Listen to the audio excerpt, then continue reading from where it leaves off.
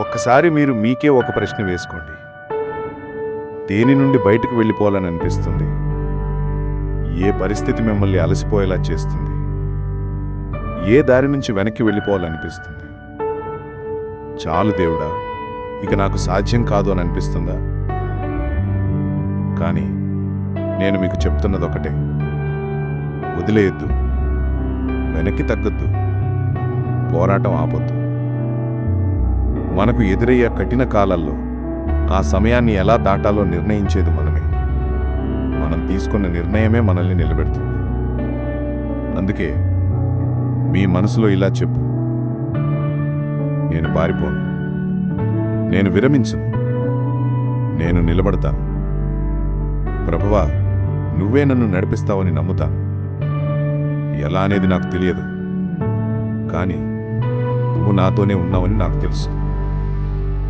ఎందుకంటే ఆయన ఇచ్చిన వాగ్దానం స్పష్టంగా చెప్తోంది: నేను నిన్ను ఎప్పుడూ విడువను, ఎడబాయను.